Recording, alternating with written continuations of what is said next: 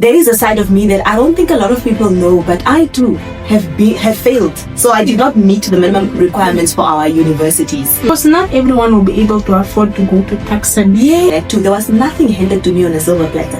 I am a serial saver, so I love being independent. So I had to leave home. I felt like I was suffocating. And sometimes you are really just not focused at school. Feels like they have people skills, yes. And you lack that. Life becomes hectic after university. That book speaks about how being a nice girl in the office doesn't get you the corner office. Strategy applies in all areas of your life. Opportunities do not wait for your life to be perfect. Yeah. Your appearance speak first before they even look at your qualifications. Then there is a relationship you shouldn't be in to begin with. Because why are you with someone that is putting your life at risk? Look, I don't do casual dating. Your baby is not a mistake. I'm trying to really speak positively into the young mother. Friendship is most tested in the most challenging times. Why should you be influenced? If you understand that your timeline is not going to be the same as the next person's, you will understand that your life is set up to be different. That there are certain habits that I cultivated very early on in my life that I'm reaping the fruits of. 1, 2, 3, let's go!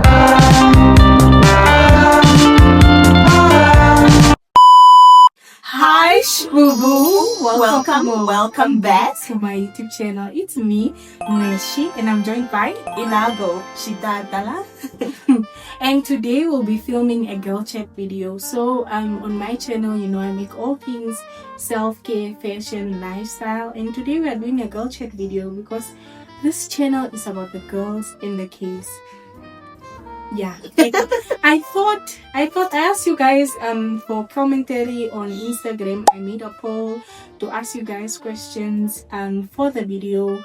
What questions you would like to ask a lady in her 30s about life and experiences, so that you can see that it's not that deep. No matter what you're going through right now in your 20s, it will all work out in your 30s, isn't it, Ilago? It definitely will work out. What you don't know, they say, won't kill you. Is it true? Not necessarily, because if you don't know something that bites, it's true. You might walk right into the trap. But all I'm trying to say is, just because you are stressing about the future now doesn't mean that it won't all come right in the end when it looks so impossible. Okay. It always just works out. And we are currently on the road to 1,000 subscribers. So please feel free to subscribe to this YouTube channel. We are currently on 950 subscribers. So we are 50 subscribers away from 1,000 subscribers. And when we do hit 1,000 subscribers, we'll be having our Valentine's picnic at Penduka Village. I put up the flyer on Instagram and on YouTube. So guys, please feel free to come to the event. The event will be limited to 30 spots. 30 ladies can come to the event. And yeah, if you want to come and maybe you're shy, you can come with your best friend and we can have a good time. Yes, I mean, ladies gathered together, having fun and talking about, just their lives and the future ahead. Exactly. So don't forget to like, comment and subscribe, and let's get into this girl chat video. So Ilago, can you please give us a brief background about yourself? What do you do? How has life been so far, and how was it like navigating your 20s? But I specifically just want you to focus on your career journey and how was it like that stepping stone from grade 12 to university, because majority of the questions that I got were regarding uni, like if I fail, will I still make it? If I messed up in this way, will I still persevere? So yeah, I just want you to give us some spice to say, this is Ilago and this is why you should listen to me and take advice from me. With a pinch of salt, of course, because what works for her will not work for me and the next person. Yeah, Mweshi, when I received your request, I was thinking about it, and actually that's what I was thinking to say first. The disclaimer to say that what has worked for me telling my life story does not mean that if you apply it, then formula will also work for you. That might not be the case. But I think what your subscriber should take from this conversation is I I think the foundation of it all, because I think there will be those nuggets that can apply, but not exactly in the right formula. So if I went left, it doesn't mean that you also have to go left, but it could mean that perhaps you do need to enter a specific room. Then maybe it takes a right turn instead of a left. I don't know if they get it. Yeah, they will get it. Yeah. Because sometimes you can copy someone's life story, but you can never copy God's anointing upon that person. Because even if someone goes through trials and tribulations, if they are anointed and they have a chosen one for a specific job position or for a specific opportunity, God will grant them, even if they take the roughest route, maybe they decided to turn away from God, God will still bring them to the end. Yes.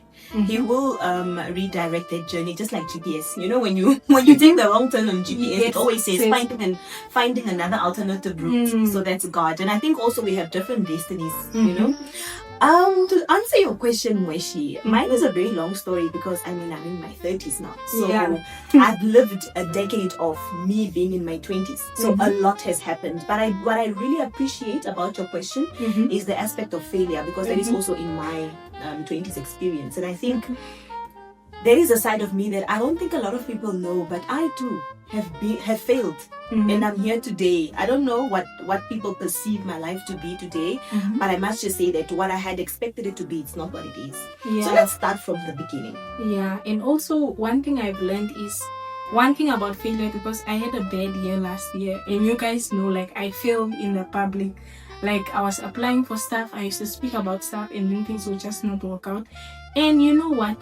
The fact that you tried, you will never have that feeling of that FOMO of missing out, to say, what if I tried this in my 20s? What if I did this? What if I started that YouTube channel?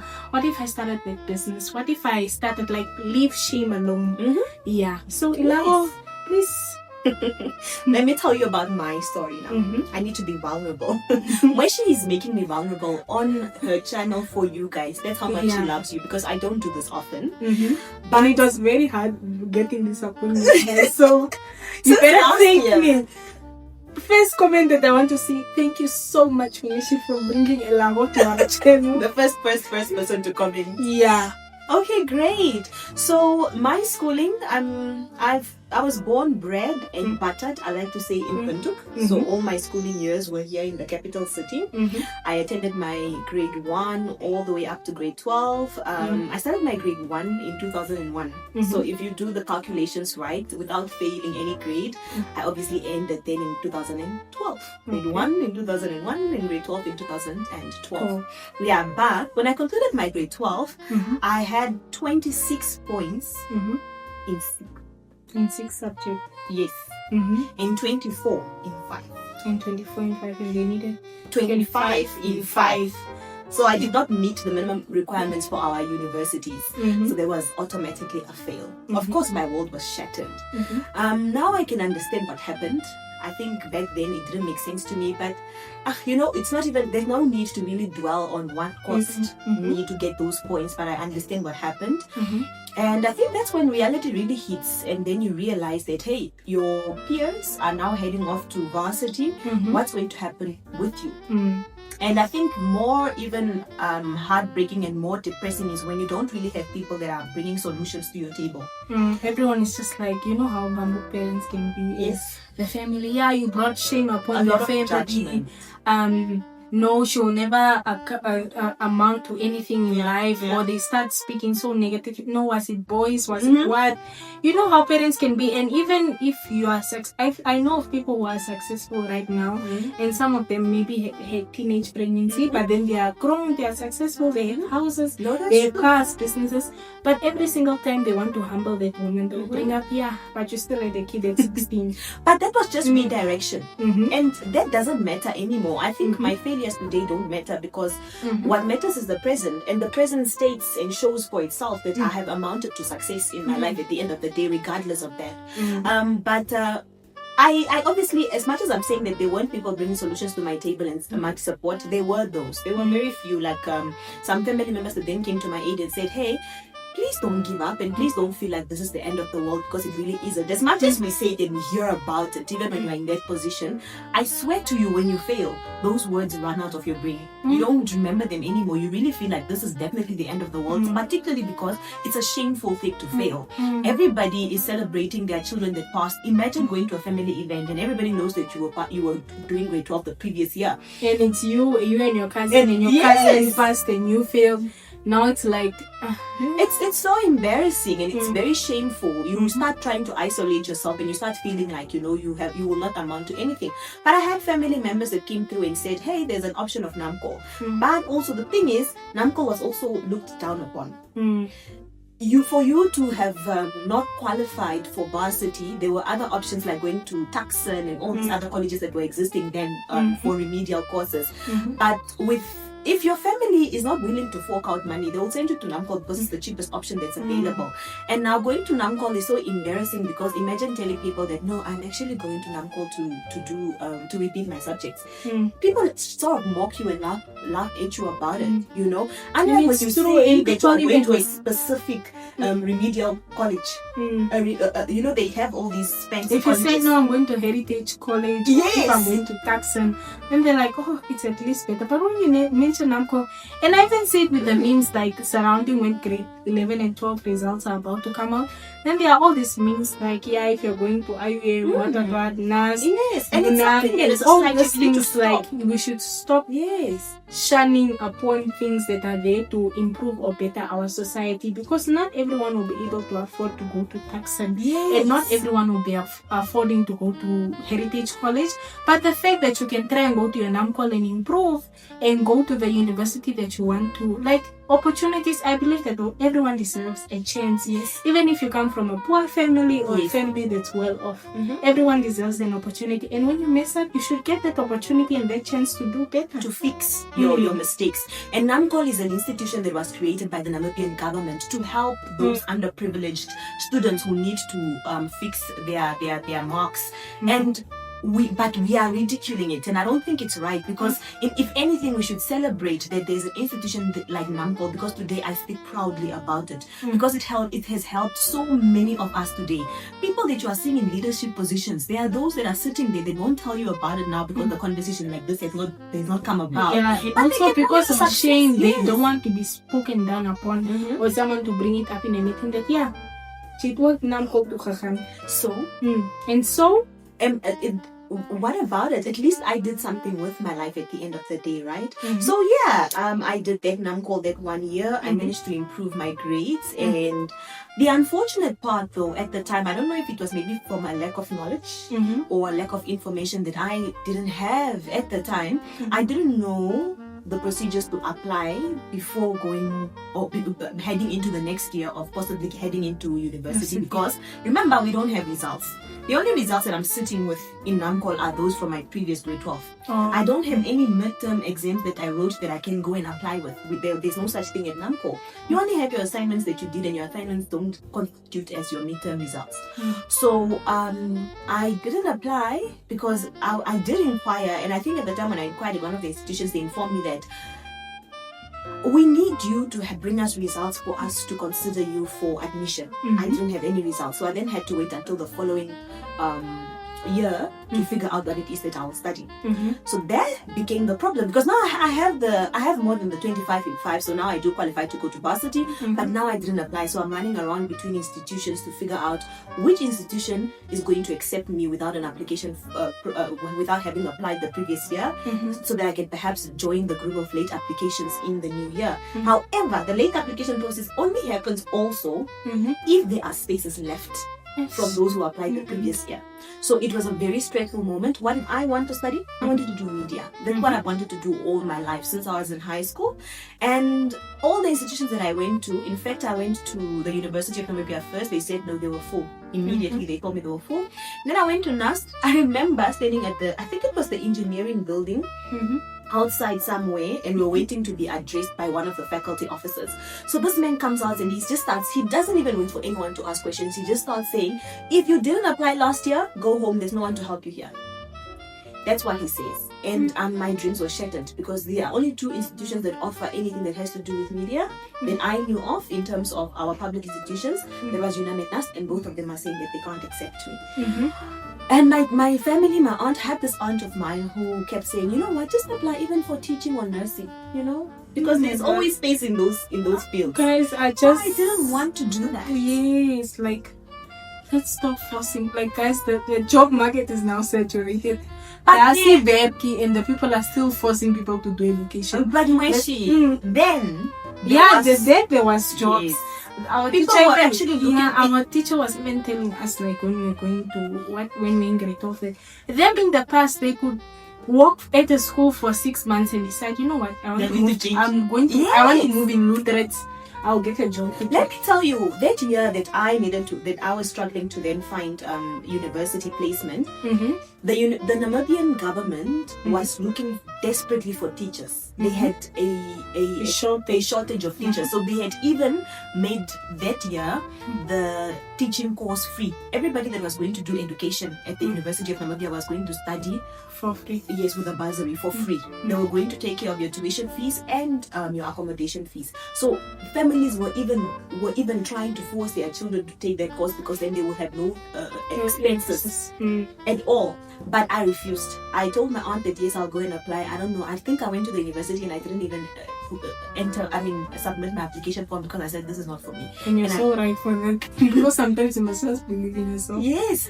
Do what you want to do. Yes. And then that same aunt of mine, I think she was really just a destiny helper, or still has been a destiny helper in my life.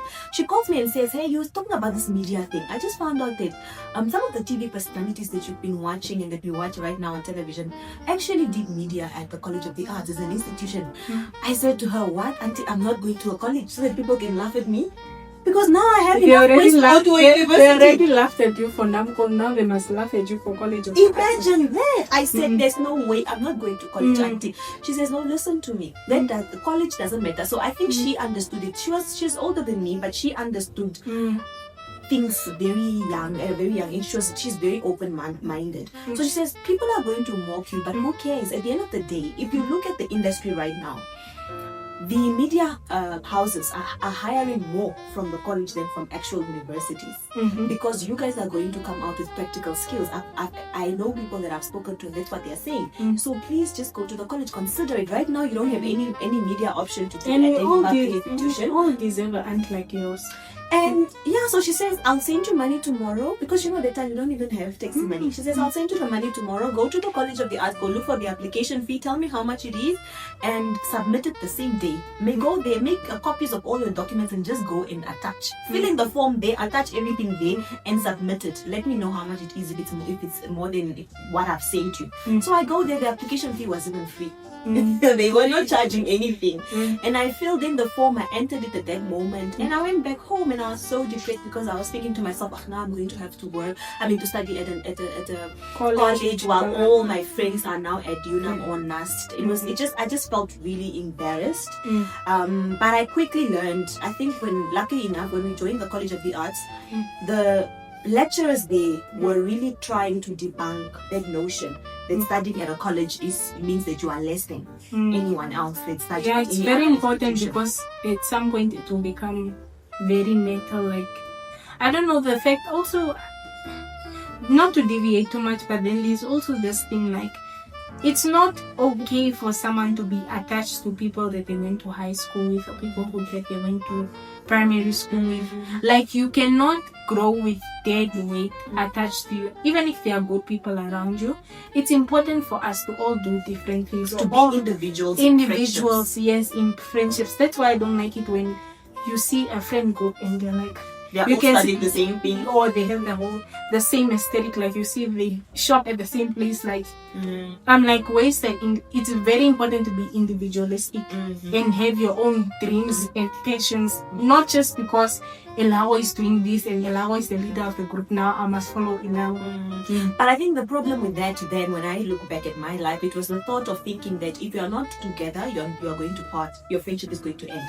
So you are trying to remain with this person by doing the same thing, I guess. That was, I think, how we understood life back then. But if anyone is thinking like that right now, please choose yourself and choose your own path.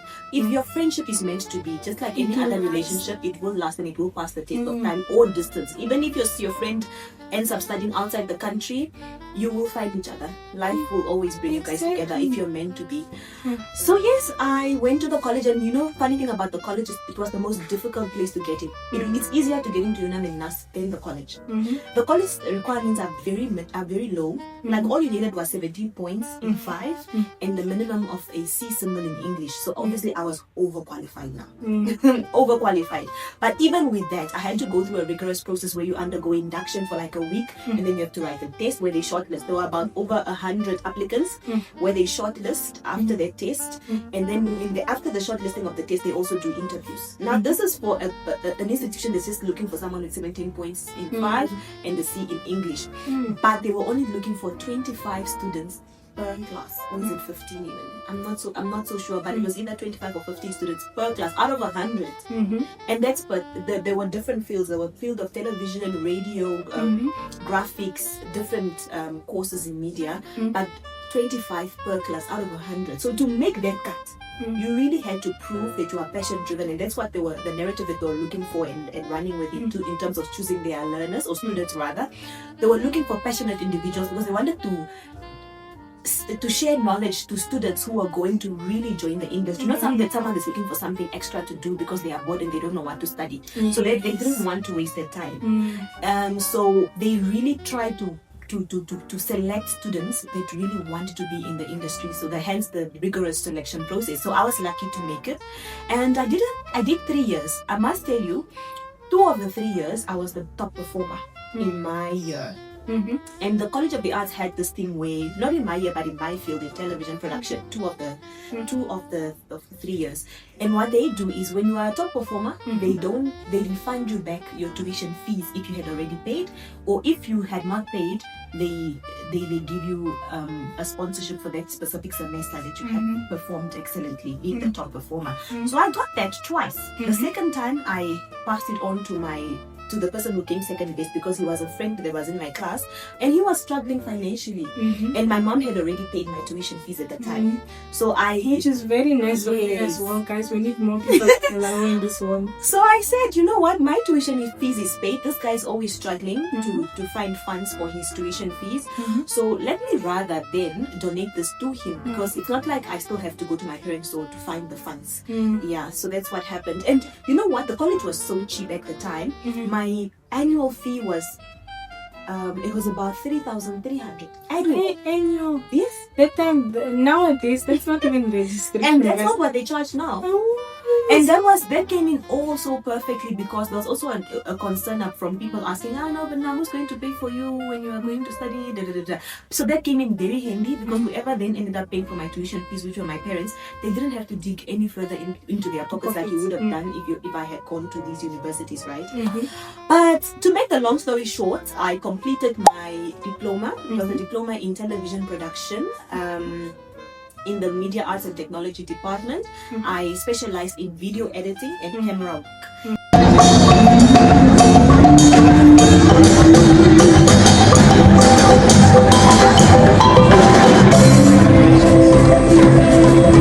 And thereafter, obviously during the process you have to do internship. I did my internship at NBC, and in that process NBC just continued. Hired me immediately after my internship. I was very lucky.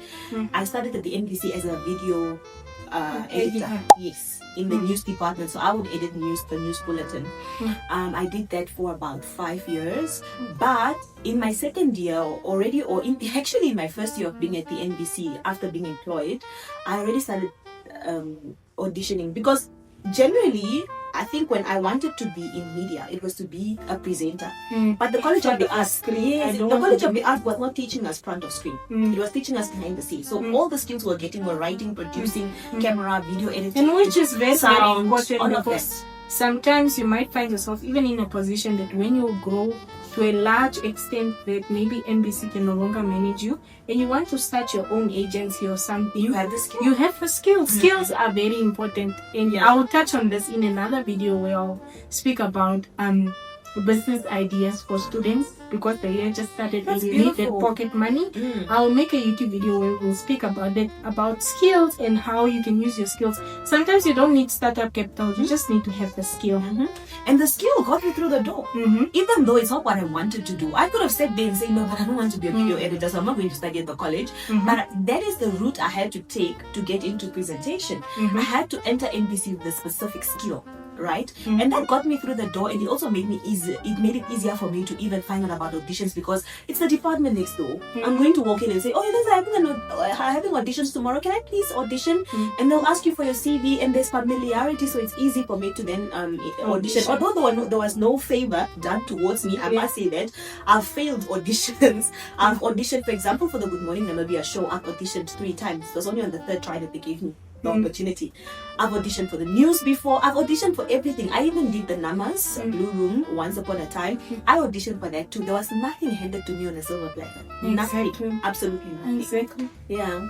So that's how I got into the industry. Yeah. So once you came from the College of the Arts, what other qualifications did you get or pursue after that? Because a certificate or a diploma from there will not be enough to sustain you in the media industry.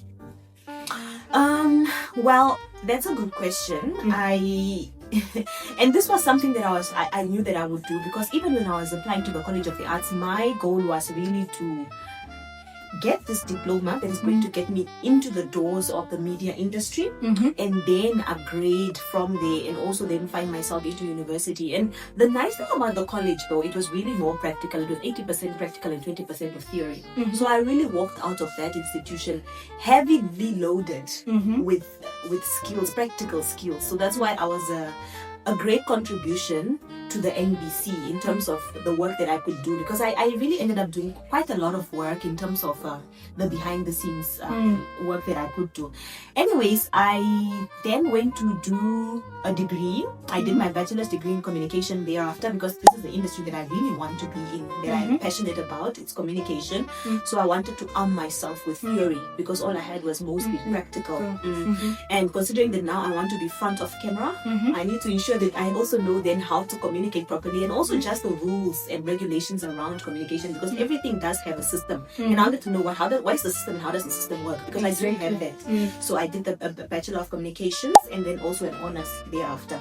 So you pursued these 2 qualifications at which institution? At the Namibia University of Science and Technology, where I was told, I think back then it was like 3 years ago, 4 years ago, that maybe 5 years ago, prior to that if you did not apply last year, go home. Now I sit here having degrees from the same institution. I would have never imagined, but persistence got me there. And also, here's the thing, paying for my fees was a bit of I can't say a huge challenge, but they were quite. Do you understand what I mean? There was a bit of who's going to pay now? So I was able to then fund my own NAST fees. I don't have funding from NSFAF. No, I don't have funding from NSFAF.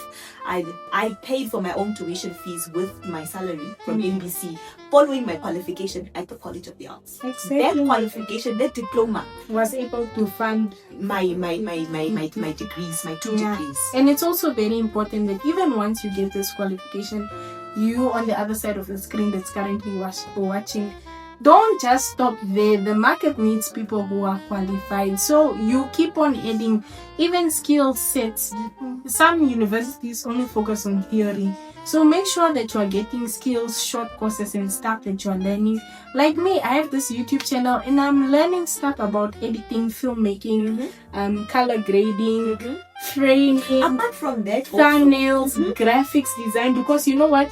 running a whole YouTube channel is like running a news station. Like Oh, you have to girl. do everything by yourself. I had a channel and I just recently, like 2 months ago, put it on private because I just thought, okay, I don't want people to keep asking me what happened to your channel. So if it's on private, then you're not going to ask them because you're not going to discover it. But every time someone discovers the channel, they come to me and they say, hey, I just watched your channel. Because I think I had about 11, 12 videos up. Really? Yeah, but I recently have put them on private. But what I want to say is, apart from just gaining the skill, it's a highly competitive industry. I Right think now. life is also becoming highly competitive in all spheres. You need to arm yourself with skills that you know that will make you competitive and remain useful in the industry. Exactly. You can't enter the industry and sit idle. How do you expect to grow if you're not nurturing and polishing your You are craft? expecting a promotion because you worked there for 10 years. Doesn't work. But the promotion requires you to have another qualification. Exactly. Yeah. And you're expecting to also then leave that specific field that you are in now to grow into something else, but you've not done anything to hone that skill or to even add to your qualifications. So you can't join the room and argue that I've been here for 10 years. Well, what have you done? Other people have also been here for 10 years.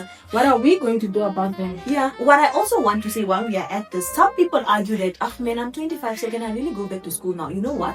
You're still never going too to turn 30 in 5 years. And in those 5 years that you're going to turn 30, you still could have finished another degree. You could have. The time is still going to move forward whether you're studying There are or not. people in my class who are sitting there who are 40 something, 50 something, and they are still studying and adding on or studying. Some people have degrees and other qualifications, and they are coming back to the university because why? You are constantly learning and improving, and you need to keep on learning and improving if you want to adapt to the market that's constantly changing. And you don't find a university that says, no, we can't accept you in our institution because you are 80 years old. There's no such thing. There's no such thing. There's no such things. They want to make money. So while they want to make money, make sure you're going back for your qualification. And apart from making money, it just means that one doesn't stop learning. You can learn for as long as you want. The opportunity is there for you to do so. So Ilawo, now that we've done the brief introduction about yourself and we now understand who you are as a person, I just want us to get into career, university, and academics in general, because majority of the questions are surrounding that. And I love it. It means that your subscribers are really, they are ambitious girls. Ambitious. They don't play. The next question is what advice will you give to your younger self? And I just want us to ease into the questions. Like, what advice would you give to your younger self if you were 19, 18, and you're just a freshman getting into university? What advice would you give to your younger self? I can still remember that 19-year-old Ilago, actually. I would tell her that believe in yourself, man. I want you to be very confident and everything will work out, because I think I had a lot of self-doubt. And I think fortunately, God had given me, I think, a certain level of, even if I didn't know when I had doubt, I would still just do it. But I'm doing it because I have to do it, not because I believe it will work out. I'm just, you know what, I'm just going to apply for the school. Let me just go to the college, because Auntie's saying, let me go to the college. And when you go to the college, you enter the industry easier. I was like, okay, let me just do what Auntie's saying, fine. Let me just, you know. When we were doing internship applications, everybody's saying, no, let's just do it at NBC because it's currently the biggest media house in the country. Where else would you want to do it? I'm like, oh, okay, let's just go to NBC then. But I want to present and I'm going to go there as a video editor. I didn't see, you know, beyond that, but I was doing it anyways. I think it was just God, you know, holding me through that journey. But what I would have loved for the 19-year-old me to know then was, it's going to work out. I just need you to put in more effort and to believe more in yourself, because I think I would have been further, man. I don't know how much further, because I've really done so much, but I think I really would have been further if I had enough strong self-esteem in myself and just confidence. Self-esteem is very important, because even currently, like with helping people with registration and stuff, and just the atmosphere around campus during this registration period, you would see that students, like someone is turned down for a course and they're saying, no, you can do this instead, but then that's not something you want to do, and then you would advise the person, look, you can go back, improve, and come back and study what you want to study rather than sitting in a course that you don't like or don't even know anything about. And then now you do this and then you are still failing it. So what's the point either way? Denial is just redirection. It's not the end of it. If you are denied something today, you are just being redirected to something else, or to go and fix what you left at the back there. Come back again and try again. And they also say that those who are successful are just people that never give up after failing. But Like me, I never give up. I always show up here, even after life throws rocks at me. I'm just like, okay, guys, I'm taking a 2-week break, but I'll be back because right now we are on, what is this, 58 videos? Yeah. In last year I was very, very consistent. That's so huge. So you know what? Just get up. It's not about how many times you failed. It's about how many times did you get up and continue? Yeah. So the next question is, what advice would you give to someone to maintain a healthy university relationship? You know, sometimes you can get so absorbed by the books that you don't have a social life, or sometimes you might find yourself that you are depressed to the point, even if you fail a test, like you don't have other hobbies or something to do. So now you're just, you know, man, like sometimes when you are too much into the course itself. Yeah, and sometimes you are really just not focused at school. I think with the other hand, you definitely need balance in university, because life still needs to be lived outside the books. So, but your priority in university should be your books. But you also need to schedule time off, you know, time to have fun and live, because university, you're only 19 once. Yes, university years are usually your late teens and your early 20s, and those years are also equally important. I think every year is equally important in one's life and for one's development. So you don't want to find yourself being 25 graduating or 22 graduating, but you don't have any other life experience, like, or life memories to show yourself. Okay, you are an E student, but what connections have you fostered in university? What have you done for yourself? And this is something that I've even seen with like job interviews and stuff, because internship hunting and job hunting and stuff, there are things that you would notice that you might be the best student, but you will not get the job because the other person has interpersonal skills, like they have people skills, and you lack that. And the fact that you lack that, someone will not want to work with you, not just because you are not qualified, but because you are lacking that element. You are a person, you don't just walk by yourself, you're not a robot. That's true. Social skills are also equally important, and also just if you can't create a balanced university lifestyle, you're going to struggle also with your work life, because you need to balance it out all. I think from there on, you're going to start a family, and you must balance family with your work. You're going to start studying further. You need to balance your further studies with your work and your family. You know, you have friends too. I think life after that it's all about balance, because life becomes hectic after university.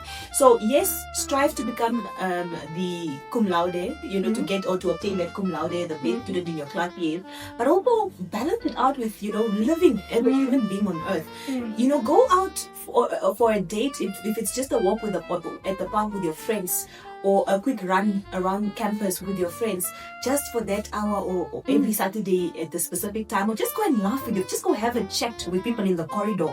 That also builds people skills and social skills, interpersonal skills that are really critical in the work environment. There's a book that I read, and it's titled "Nice Girls Don't Get the Corner Office." That book, the lady, she's wearing the red dresses on. Yes, I have it on my bookshelf. I think it's somewhere there on my bookshelf.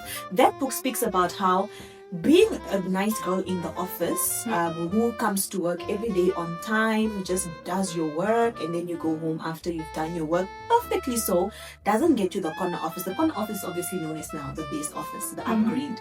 The person versus, now the book makes an example of a guy in the office who comes and chats to his boss about soccer from the weekend. He also does his job, but maybe not to the best of his ability, but he sometimes makes time to just go chat to the boss and say, hey, did you watch the game this weekend? You know, he's built a connection with his boss, and the boss might find that this one is more easier to work with, so they would rather promote him, who makes time to interact socially in the office, than you, who's constantly boxed up in your office doing the work and just delivering the work and going home, and nobody sees you, nobody even gets to, chat with you. So sometimes it's necessary to build interpersonal skills, because those can also get you through doors and into around tables that are necessary for you to go in the career. So, just slot all of that in. Bob Risky once said, "Good girl, no they pay you." Like, good girl, no they pay you. Hope you know that. you must understand. But you must take that with a pinch of Just salt. start like being a good girl does not pay, especially in corporate. Like, you need to be strategic about how you Strategy is important. It's very important. You just don't enter an organization and you're like, I'm here to collect my salary. And also, You need to have a plan. but what I really want your subscribers to walk away with, especially in this particular conversation, is that strategy applies in all areas of your life. Like I mentioned, The your same. family, your friendship, your work. You have to balance it all. None of them can go on a pause. Unfortunately, you have to make time for everyone. While you are at university, if you might lose a family member. You need to walk through it. I lost my friend. I didn't speak about this one with you. I lost my friend to suicide, and I have to go back to school. And people ask me questions like, randomly running to me, and they're like, "Oh, what happened to your friend?" And then now I'm like about to have a mental breakdown, but I have to keep composure and just go about my life. Like, life does not wait for not life.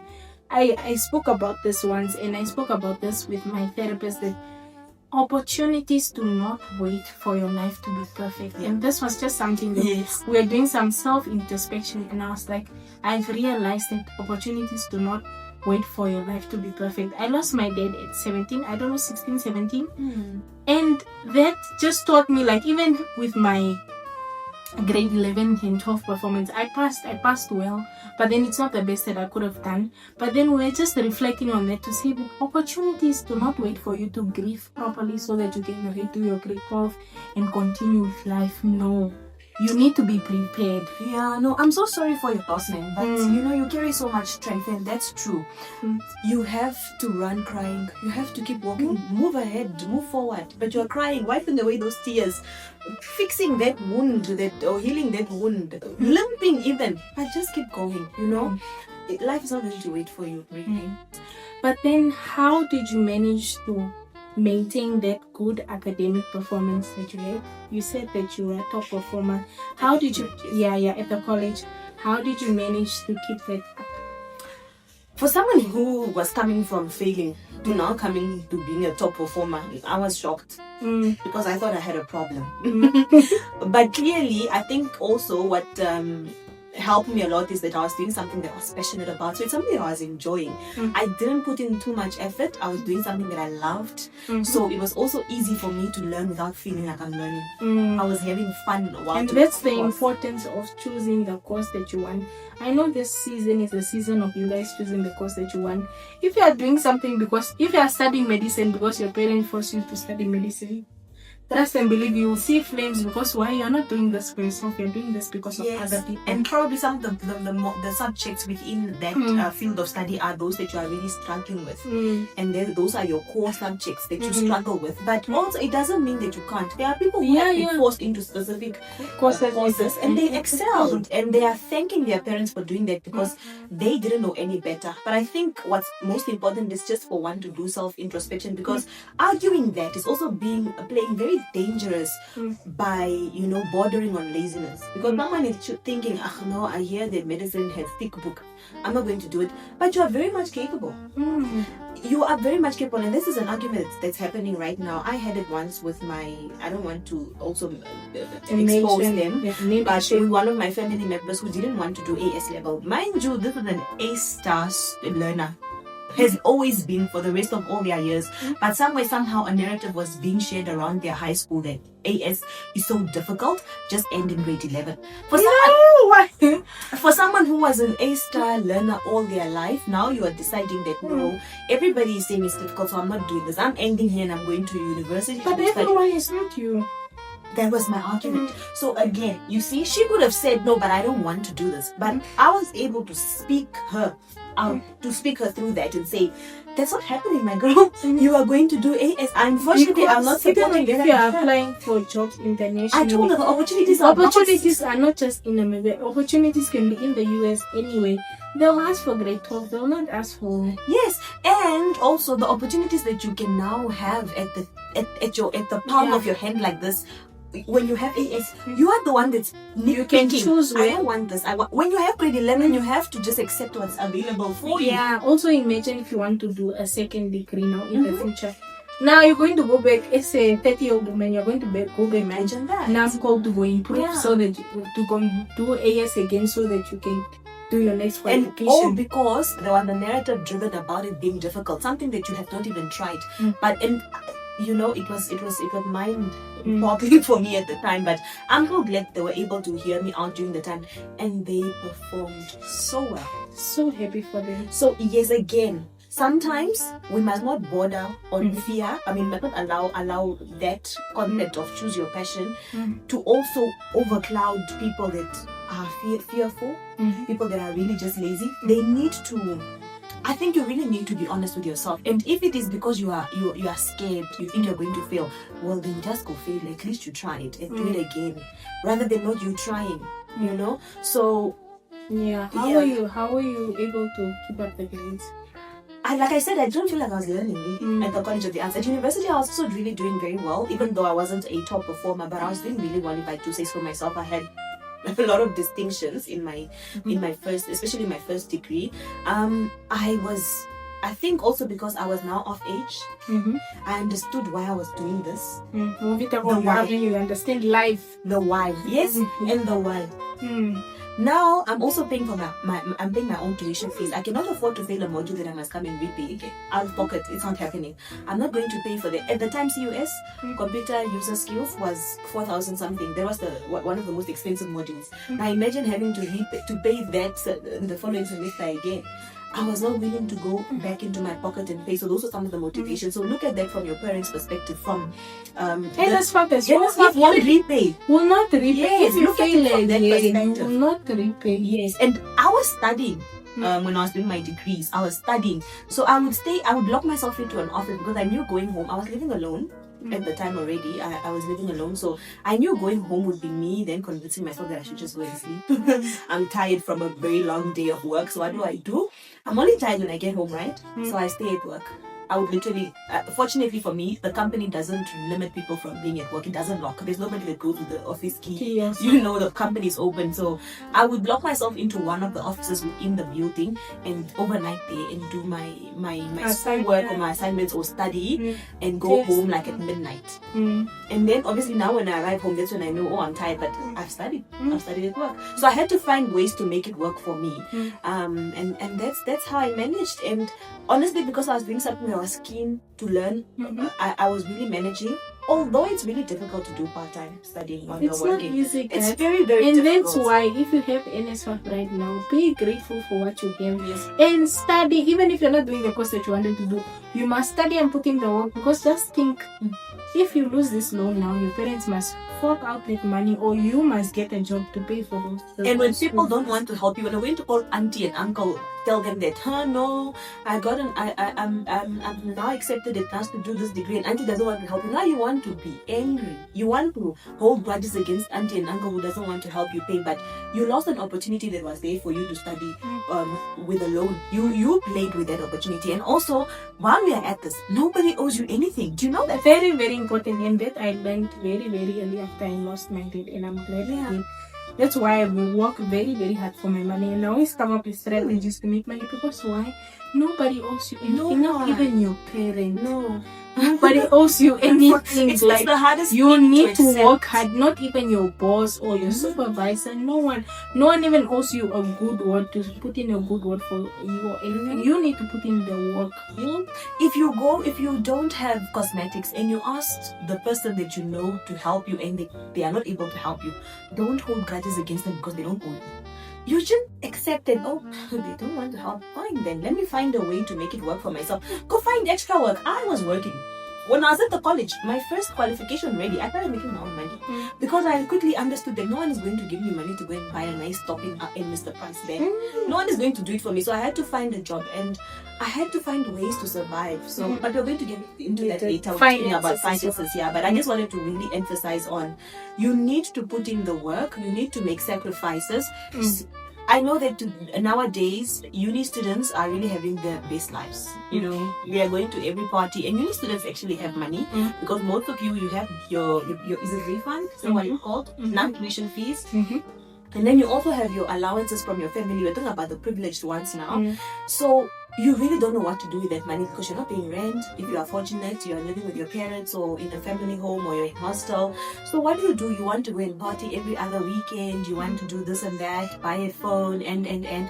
But at the same time, you really need to focus on prioritizing your purpose at university. Why are you there? To pass and to get that qualification. That's what you must focus on. Everything else will be secondary. If there's a test to be written and you didn't study yesterday because you didn't know, well, make sure that that hour that you found out, at least grasp even 40% or 50% of the work then and there. Don't sit and say, no, I didn't know, it's fine then. Let me just fill it right up. No.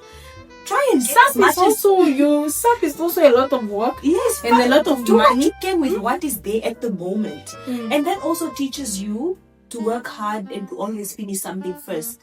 And to always finish something successfully for the first time and not having to redo it. It cultivates that mentality. And you know what? The mentality you are cultivating in university also becomes who you will be for the rest of your life because it's very difficult to change your mindset when the older you become. It's really difficult. That's why they also say start working out earlier on, because to come and tell yourself at 30-year-old that I'm going to now start being committed to the gym, it's going to be a lot of work. That's why you're going to start, you stop, because it's not something that you cultivated in your mind when you were younger. You would find that people that had sports at school easily end up also then becoming people that are really active in their life because it's something that was cultivated at a younger age. So whatever you can do to cultivate, especially positive habits, thank you very much, especially positive habits that you can cultivate from a very young age, from you guys that are watching right now, do it today. It will be easier. It's easier now. Remember, if you're struggling now, you're going to struggle 10 times more when you are older. So start now. Struggle rather now.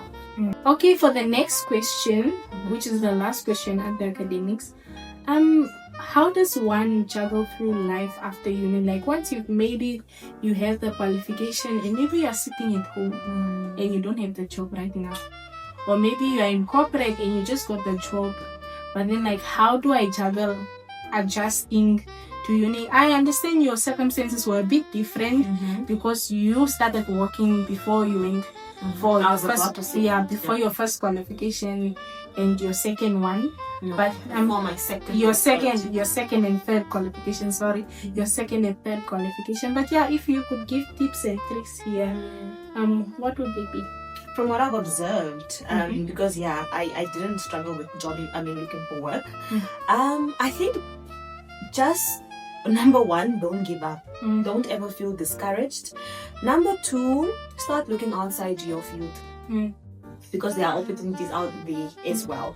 So I have a friend who qualified, or who is a qualified psychologist from the University of Namibia. And psychology has a serious problem, but we will speak about this another day. Yeah.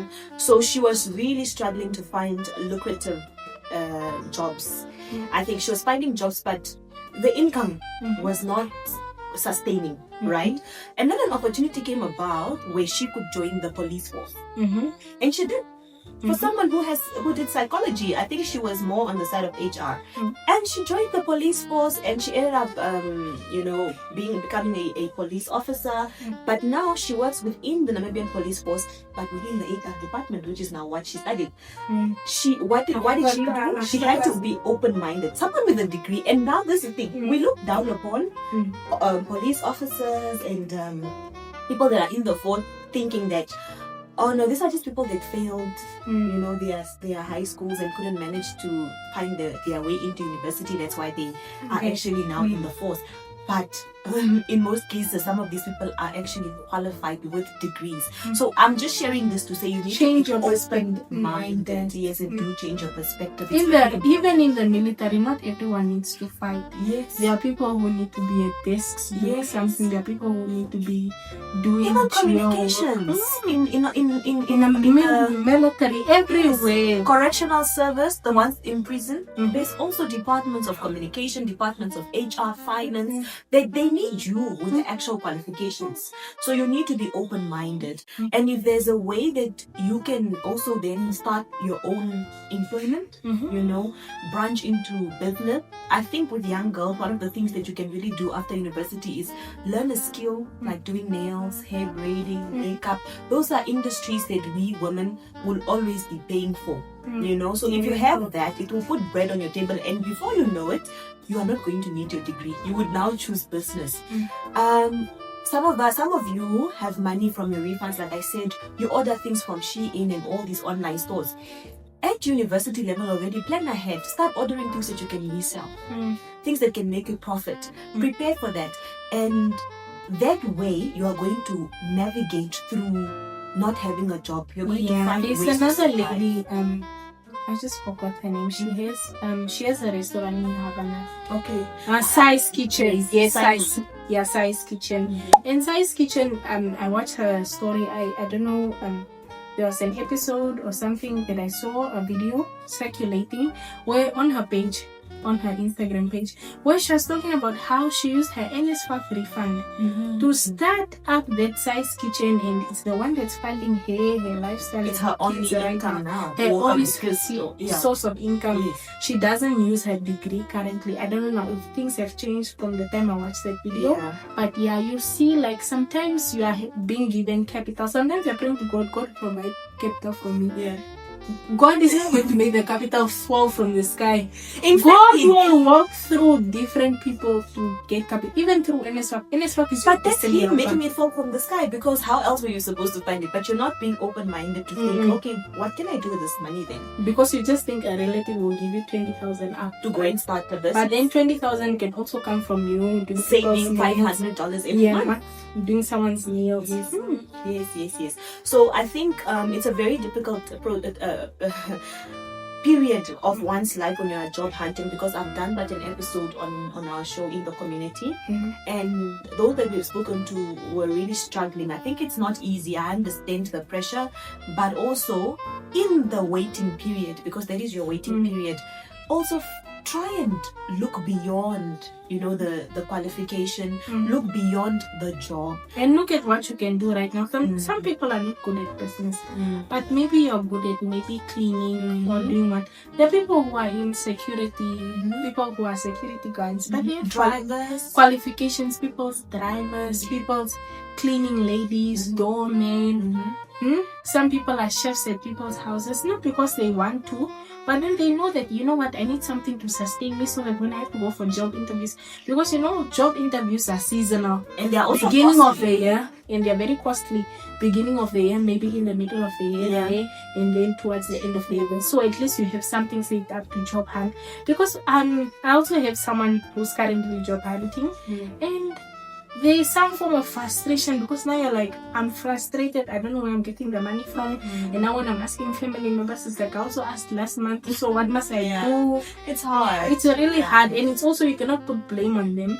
But then I'm just saying, you right now that has the opportunity to possibly save and start up a business or do something with your money, be strategic now, so that when the time comes, you are prepared. Yes. Also, lastly, you need to volunteer yourself. You need to do work for free for experience. I started off doing things for free. I remember when I entered this industry, oh my word, I was volunteering for anything. At the college at the time, I remember when I was studying, industry players would come to the college and ask lecturers if there are any students that are willing to go and do camera work for free for a specific event, because these industry players are probably also just young people. They have created this event. Now they don't have money to pay these young people, their people's salary, but they need the job done. So they have this idea of, let's go to the college. There are students being taught how to film. So how about we use them, because they need the skills. I was always the first to put my hand up. I'm always ready.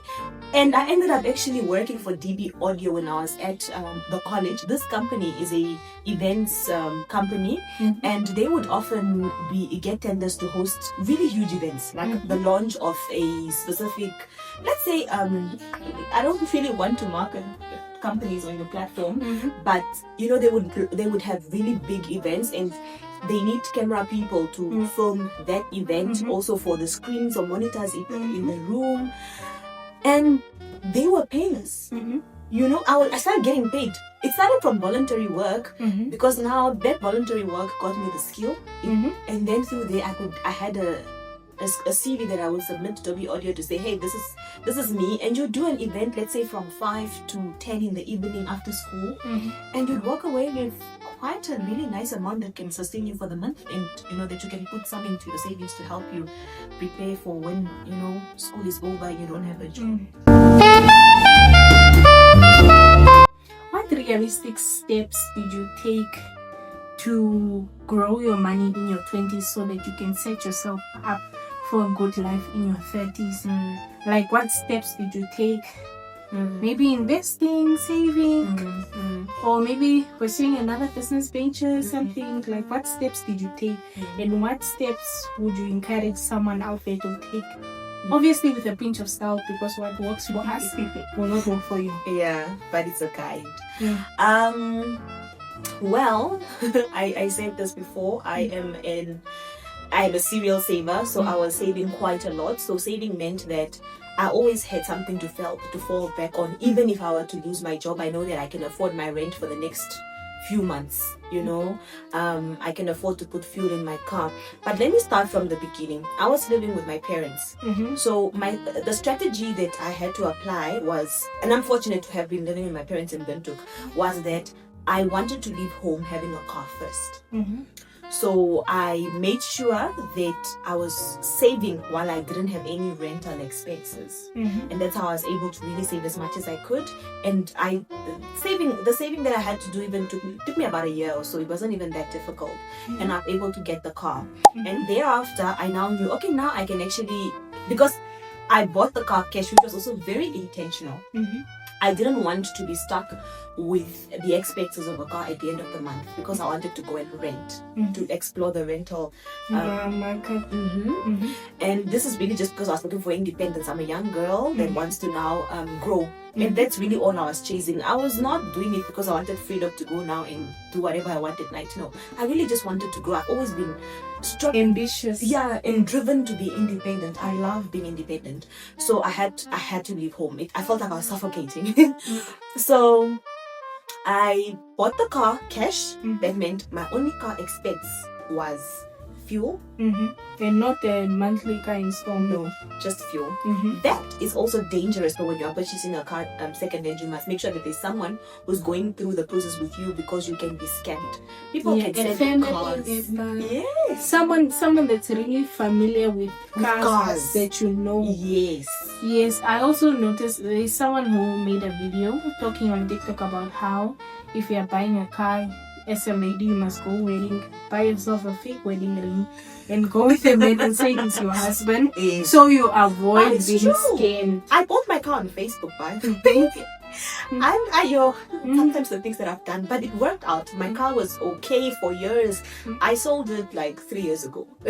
Anyway, so I bought the car cash. I made sure that the car was in great condition. Fortunately, it was. I didn't have any major problems that were costing me. I just had to fork out a few thousands every year for service, for my annual service that I did at like the proper dealership. And make sure that you go to proper mechanics to do your services. Don't go to the guy under the tree that's Shbooboo, because it's also going to mess up your car probably, or even remove parts from your car. So you need to be very strategic. Yeah. So I took, as much as it was costly to have my car serviced at what is this, Zimmerman and the one opposite by next to KFC. auto house. Is it auto house? I think I so. don't know. Yeah. I don't know anything about cars. So as much as it is costlier than going to the guy under the tree who's just gonna change your oil and filters and whatever, I was looking at it from a long-term perspective. I didn't want to have any mechanical issues that were going to be hitting on my finances. Yes, because cheap is expensive. Cheap is really expensive. If you buy cheap shoes, you keep on buying shoes over and over and over again. Just even investing in important things like buying a car, buying a house, what if you go cheap, it will cost you so much That's money to true. sustain it. Couldn't have said it any better. So that's one. And then I started renting. Already when I was home as well, when I had purchased the car, I was also saving up to afford a bed, a fridge, a microwave, the basics. So when I moved out of home, I immediately bought a fridge, a bed, and a microwave. Okay, so your first apartment was it one bedroom? It was a bachelor's. Bachelor's. A bachelor's apartment, meaning it was just everything was in one open space. The bedroom, it So was a spacious studio- a though. It studio was a apartment. studio, yeah, but very spacious because it was an old building. I was living in the CBD, but it was an old building, so I had a kitchen, a space for a living room and a bedroom. But I was able to partition it. To partition the living room and the kitchen from the bedroom with some boards that I had put in, so it looked like it was a one bedroom when you come in, but it's just a board. I wish I had pictures so I can show you, but yeah. And then what I also made sure to do was out of my 8 to 5, I had extra work that I was doing. But here's the thing. Not everyone is business minded, right? And not everyone is good at business, and I am really someone who's not good at business. That's really one of my weaknesses.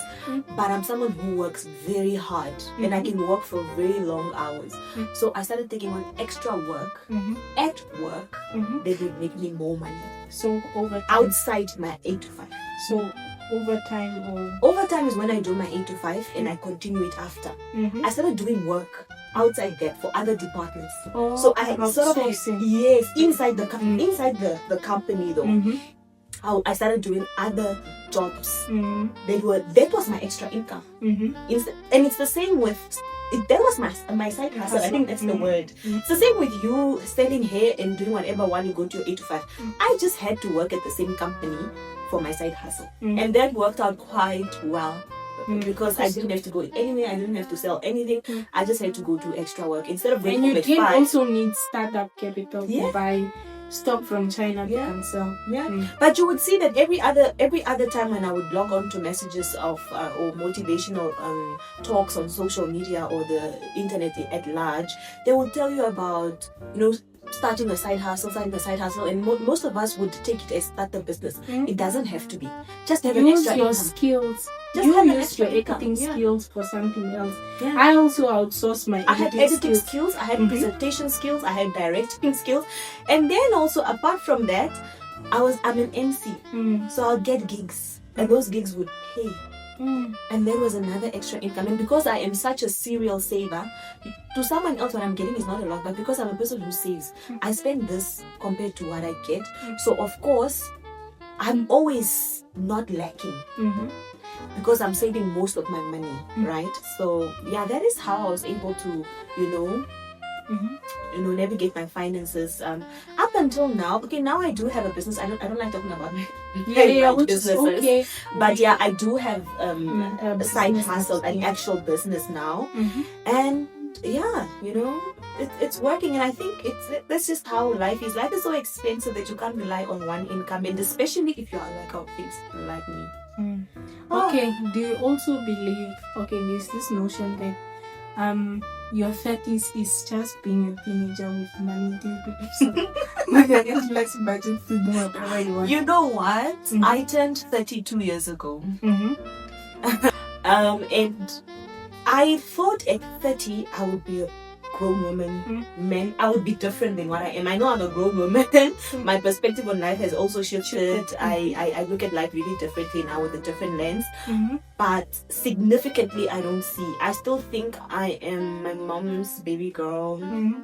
I still think I need to be taught how to. That's the point when your mom has worked for you. I still think I should still be taught how to sit in a traditional homestead in the north and how to have a conversation with Akuru. I agree to a certain extent, because you know what? I think the thing about aging is that yes, you are aging, your age is going up, but and your mentality is obviously growing, so you are becoming wiser. That's true. You can only become wise with age because it's through experience.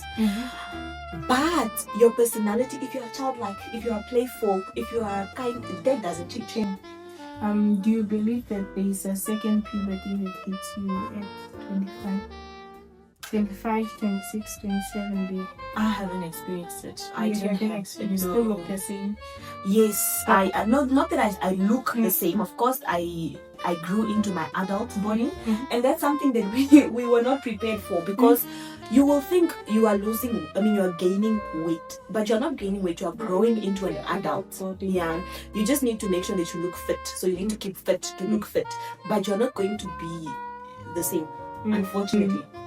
Okay, the next question is, how did you survive, or how were you able to financially sustain yourself in university? I think we touched on this a bit in the previous question, but then I just want you to also maybe possibly give ideas on things that they can possibly do to financially sustain themselves as students. Because it's not nice every single month your parents give you an allowance, it covers for food and cosmetics, but then you also want to go out for brunch or to a nice cafe with your friends. Doesn't even need to be somewhere fancy, like just a cute cafe in town, Seattle maybe, to go study there and make yourself feel nice, but then there's no money, or you see a cute top in Mr. Price you want to buy for yourself, but you're not able to. My tuition fees with my first qualification when I was at the college were taken care of by my parents, and I had those refunds, like I mentioned a few times. But like for those other miscellaneous costs, those I had to fund myself.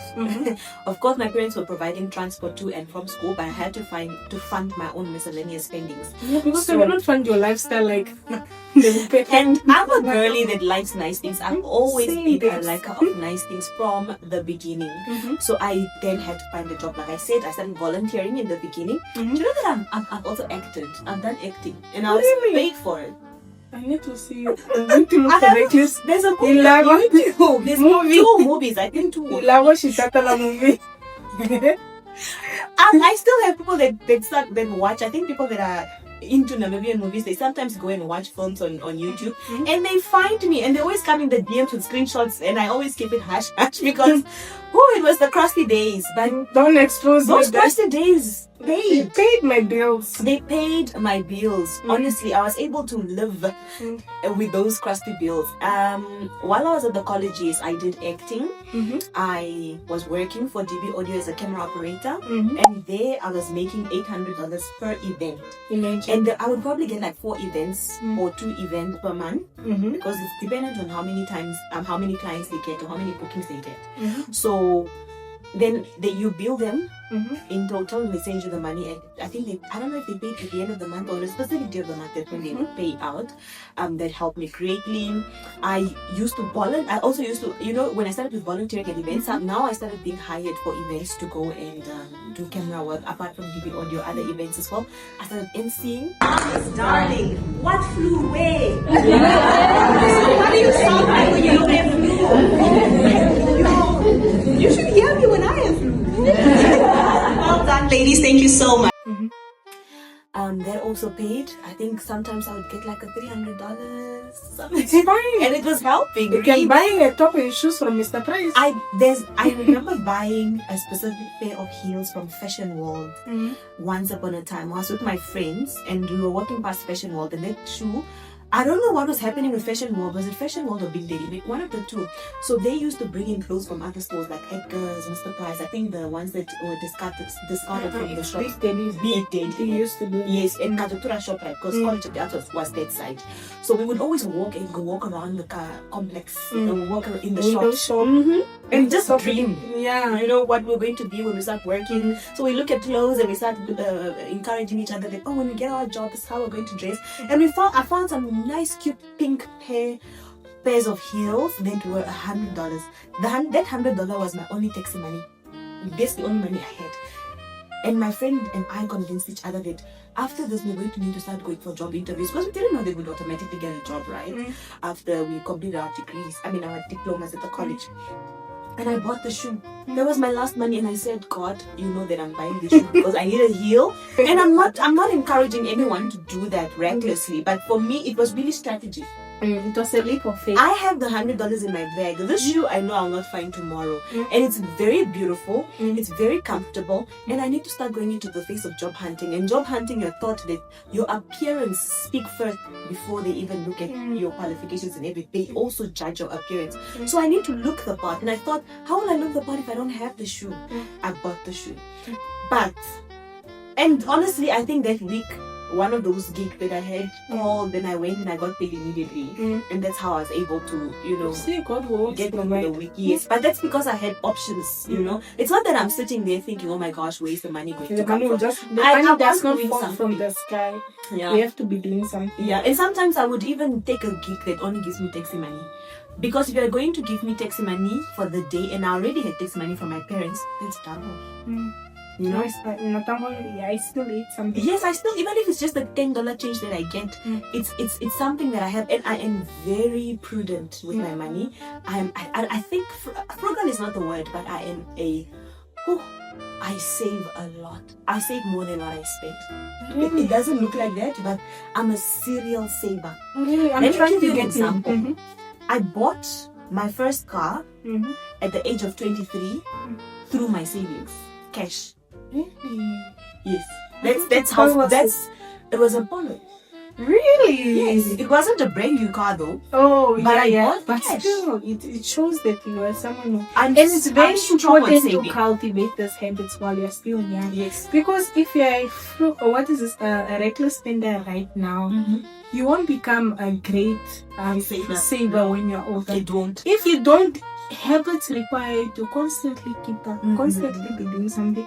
Because if you're doing nothing about it, unfortunately, If you give me $20 today, I'm going to spend $2 and the rest I'll save. Or I'll not even spend it all if I don't see a need. That's how I am and that's how I've been. So varsity years, I had those extra incomes that I'm always hunting for. I even ended up working in a restaurant and they paid me even more than what I would have imagined. And I was then I didn't even need my parents. My parents weren't giving me anything. I think the final year, I even had a scholarship from NFC, the Namibia Film Commission. They sponsored us with paying our tuition for that final year. So my parents didn't even spend on me for tuition fees. They didn't spend for my taxi money. They didn't spend cosmetics on me. I was the one bringing money. I was buying food, groceries. I was bringing groceries home. And when NBC officially then hired me, which was my first big job, I was only used to getting a certain margin of an income and I was surviving okay. Because why? I was not spending more than what I could afford. I was living within my means. very important, live with you. Yes. So when I got the big job, I still continued living here, even though the money was here. So this is what I was spending and this is what I was saving. Because I said to myself, I don't know that lifestyle. Let me not introduce it now. Let me save because I really want a car. I need a car. And for me, the car was a necessity because I lived in a neighborhood that was very far. To get a taxi too, it was always a struggle to get a taxi. So I knew that I need a car. And then I went into serial saving because nobody knows how much I'm earning. I'm still taking the groceries home that I used to take with the amount that I used to take. But let me say this also, you will not be able to achieve this if you don't have the same life circumstances.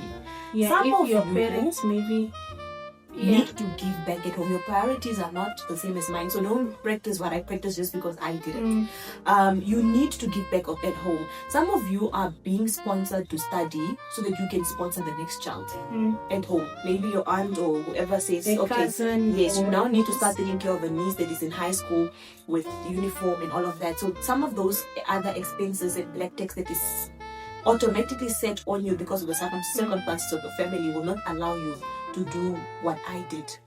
Because our lifestyles and life experiences and also just the life, I don't know what word. Predicament. No. The life setup is not the same. We are not similar. So what works for me, you might not be able to do, even if that's why they say that you can give two people $20, but they won't use them the same way because their priorities are all different. So that's also what I really just want to put a caution out there. They don't feel bad for not being able to not Save have for a your car car at 23.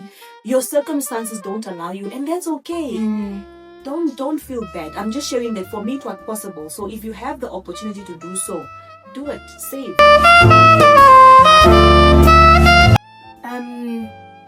I wanted us to talk on, or just touch on, a bit on teenage pregnancy, or maybe someone having a baby, maybe in their first year, second year of uni. What advice would you possibly give to that person?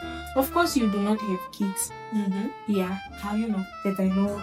Yes. What advice would you give to someone who's possibly, mistakes happen, and someone possibly made this mistake, and maybe their friends had isolated them because I don't want to be at uni with this pregnant friend. Now must look around with her to lecture on saying she's pregnant and she's just looking at me and stuff. And yeah. Firstly, books before boys, because boys bring babies. That's the number one rule. However, if you did not hear about this rule, or things happened, it's okay. Life happens. It's really part of the journey. It's okay. That is, your baby is not a mistake, but perhaps being in that position was not something that you planned to do, and now it's costing you. Costing you emotionally, it's costing you financially, it's probably costing you physically and psychologically. But it doesn't mean that your life should have no purpose thereafter. If anything, I think you're lucky because your child is going to be so grown and so lovely by the time that you are 30. You and your child will be having conversations. You're going to have such a great relationship with your child, because that is something that often lacks in society, where parents and children are able to really comprehend each other at the same level because of the huge age gap. Like at the age that where I am, when I do have my children, of course there will be that age gap. As much as I will try, because we are now woke and exposed to the importance of being present and involved in your child's life and cultivating an open relationship with your child, that age gap is still going to show that. I'm trying to really speak positively into the young mother to say, look at it from that side, look at it from 10 years from now. You're going to be 30 if you're 20 and your child's going to be 10. How cool. But most importantly, that again should just be a redirection. If you have to step out of school for a while, it's fine, do that. If you are in high school, you're not supposed to. The education system is meant and modified in such a way that you are still supposed to complete your school with your pregnancy. With your pregnancy, unlike before. And yes, people are going to mock you. Yes, people are probably going to laugh at you. Your friends are going to stop being friends with you. They're going to distance themselves with you. But listen, it's temporary. It might not feel like that in that moment. Is just 9 months. Yeah, it might not feel like that in that moment, but it's temporary. It will pass. You just need to, I think, if anything, you now need to become wiser. You now need to grow up fast. Because you are thinking for 2 now, not just 1. So you need to really be serious about your life now. Now you need to take school seriously now, because you have a little being that's waiting to come and be fed by you. If your parents are helping you, wow, how lucky you are. But don't take advantage of their help. Work so that you can take over from them, so that you can take care of your child, yourself as well. Look at yourself now. I always see this when people want to neglect their children. What do you think about your parents? If it's something positive, wouldn't you want the child to think that about you too? If it's something negative, do you really want to be that kind of parent too? I think not. And for the fact that you are bringing a human being on earth that didn't ask to be here, that came as a result of your own actions, your own doing, you must suffer the consequences and work hard enough, sweat. And let those tears run, so that you can pay this person a better life, or a comfortable life, or a life of ease, dignity and ease. A dignified life. Yes. Because you brought them into this. Dignity is very important. And also, nobody is saying that you need to stress about your child wearing specific clothes. No. If eating mahangu wears clothes from baby guys, it doesn't matter. If it's donated clothing, as long as your child is clothed, the mahangu is the child is eating healthy meals. A nice mahangu with a few veggies, if it's possible. The veggies can be grown. We don't have to buy, and the few expenses like diapers and whatever. you will find a way. If you can ask for donations, if you can volunteer somewhere, if you can go clean someone's house quickly so that you can make some money at the end of the month to buy baby diapers while you go to school between Monday to Friday, and mommy is looking after the child during the week. In the weekend, do something that can supplement, mommy, to help take care of this child. And to the friends of the young mother, I don't think you have to isolate yourself from them, because that was their mistake. And I think, if anything, this is the time to be there for them. This is the time to be there for your friend. Friendship is most tested in the most challenging times. You cannot be friends only through good times. You have to be there for each other in bad times. And just because your friend is pregnant doesn't mean you two are going to fall pregnant. Pregnancy comes from an action between It's two not people. contagious. It's not contagious.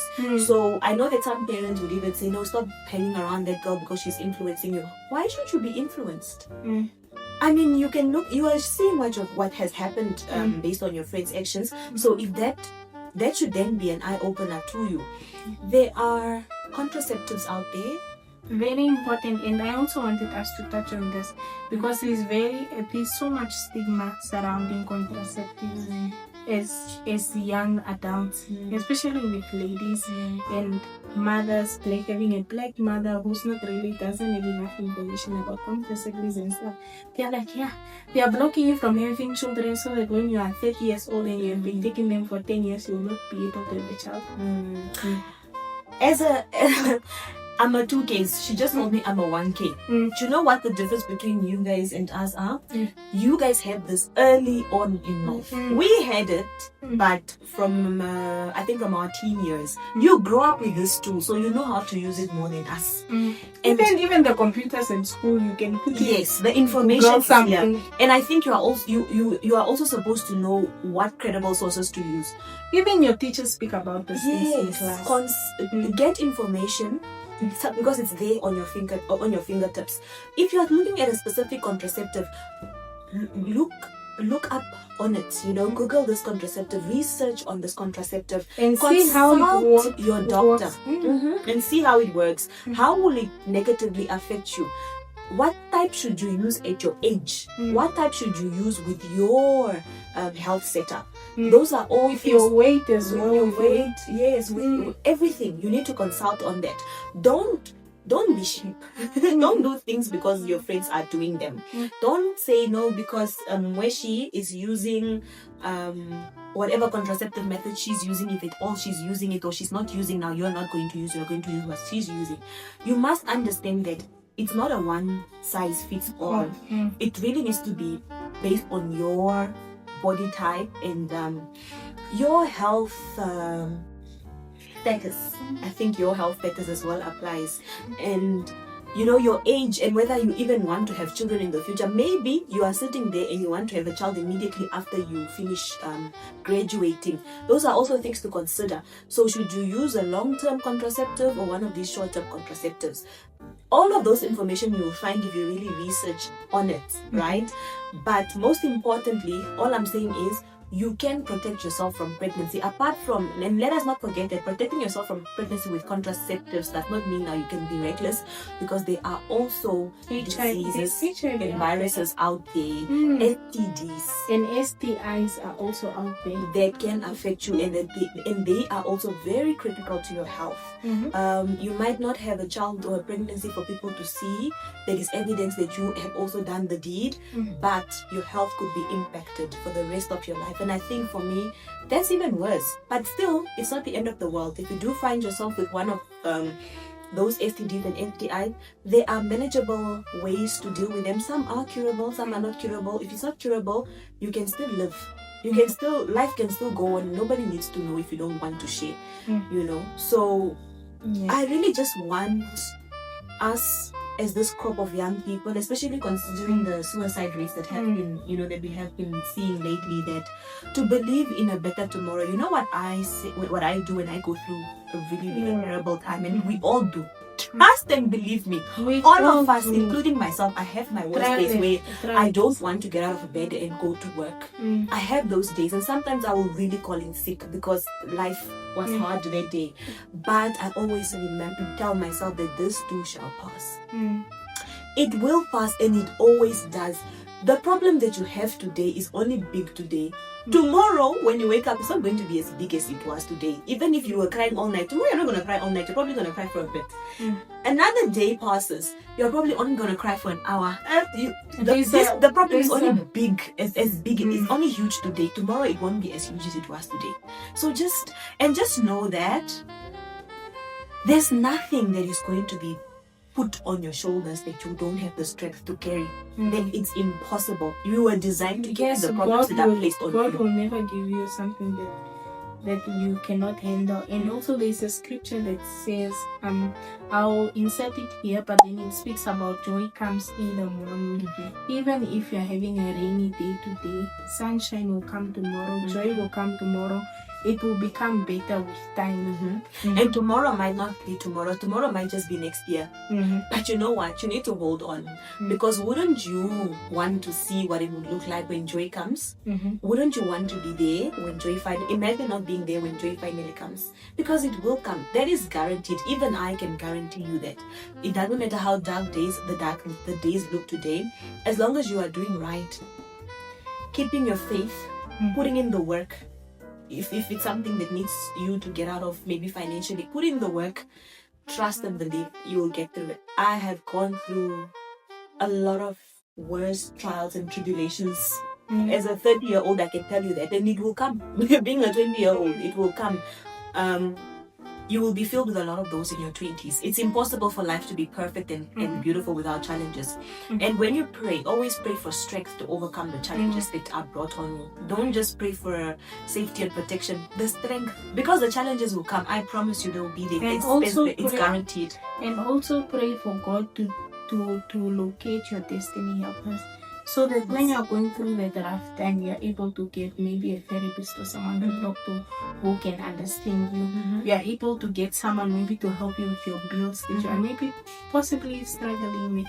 Or you're able to get someone in your life who can possibly refer you for a job opportunity.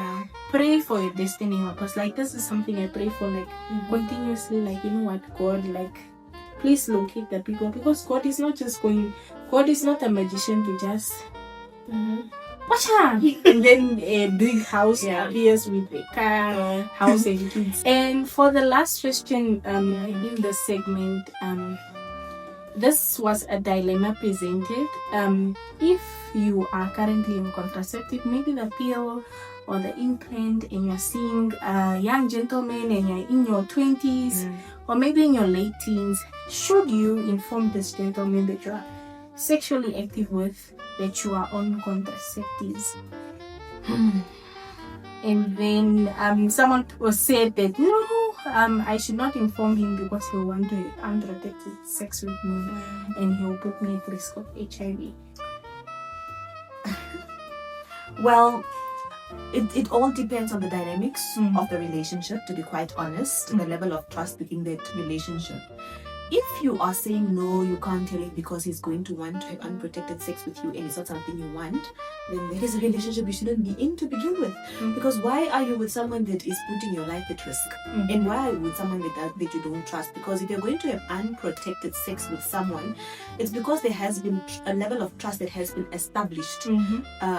There's supposed to be faithfulness within that relationship, because we know that putting your life at risk means that this person is promiscuous. And it is through their promiscuity, which is sleeping around, perhaps, or having multiple partners, that they could possibly bring you STIs or and STDs. So, one, I think I really want to look at it both ways. Yes, it's important to tell the person, but this should be... Look, I don't do casual dating. I've never done it, and I don't do it. So when you're in a relationship with someone, you're supposed to be very honest with each other, right? You're supposed to establish what your goals are for the relationship, what you want to achieve out of the relationship. When I'm in a relationship, I'm in long-term relationships. I imagine that we'll lead at the altar, and if it doesn't, it really wasn't meant to be, right? So do we want to have children now? No. I mean, you're in your early 20s, or if you're in your mid-20s, late 20s, people are getting married at that age. Some people are really. So perhaps you want to have children, your partner wants children. So it's important to disclose that, hey, but I'm not ready now. And by the way, I'm on contraceptives.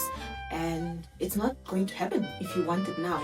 Or I'm on contraceptives because I don't want to have a child, yes, but I would still like for us to use protection because I want to protect myself. And it's your right. Yes, it's I want to protect myself. And if he refuses, it's fine. Let him go. Don't bend down. Beg and don't lower your standards. Don't do that.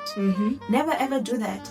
Your protection comes first. Your health comes first. You don't want to live a life of regret. Because this guy, you will just see him now, but maybe you're only going to see him for 6 months or a year, and never again. Leaves you. Exactly. And then he leaves you with a virus. For a virus or a disease that is everlasting. And on the other hand, I think just don't date people that are not faithful, or that if you find that someone is not faithful to you, just leave. Let it. Your health is more important than love and being, I don't know. Health comes first, guys. Health is wealth. You will understand this as you grow, that health is wealth. It's very important that you have a healthy body when you're very old. And if you're playing around now, you get yourself into sticky situations.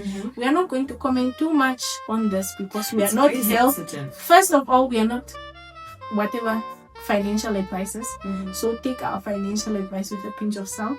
Number 2, we are not health professionals. So please, if you have any health concerns, please reach out to your nearest clinic or hospital to get more information on anything that you might want. Certified health practitioners, Yes, so you're certified health practitioners. Yeah. And also, we are not psychologists. We do not have... We are just two gorgeous girls sharing their life experiences and hoping that our life experiences can contribute to you making better life decisions or contributing to you navigating your life too. That's really all that this conversation is all about. Anyways, Shbooboo, thank you so much for watching this video. I want you to comment down below black emojis because we are wearing black. And please comment on how hot Elago is, how stunning she is. Yeah, please comment down below. And also comment how beautiful and natural, especially naturally beautiful Mweshi is, because I had to doll myself up. Mweshi is sitting next to me and she's equally gorgeous. I'm just like, ooh. No, when I came I was like, people are putting on makeup. I told you I take your subscribers seriously. Yeah, so now she is being you have been promoted. You are now an elite member. Okay, that's a TikTok. But now you have been promoted. You are now one of my elite employees. Anyways, Elao has been promoted to the big sister of the channel. So when you guys need big sister advice, a girl chat video, it will come from her. Yeah. In fact, please comment any question that you would love to ask the big sis in the comment section. And Mweshi will scrutinize and see if it's worth me coming back to the channel. Yes. If we get this video to 1K views, she'll be coming back again. And if you're shy, you can go onto her Instagram and share those questions in private. I don't disclose anyone's identity. It's a safe space. It's a safe space here. Yeah. Anyways, guys, don't forget to like, comment, and subscribe. We're on the road to 1,000 subscribers. We are 50 subscribers away from 1,000 subscribers. So please do share the channel, guys. Share with your mother, your father, your stepmother, your stepfather, if you have one, your cousins, everyone in the family. And especially this video, because it's insightful. You can share it especially with the young ones, your little sisters, your friends that you feel could grasp anything from this video. Just share it with them and say, hey, have a listen to this. I think there's something that you could learn from here. Yeah. Maybe we should start a podcast. Guys, we've been talking for hours. This video is going to be long. But anyways, guys, bye. Bye. To us. 3, let's go.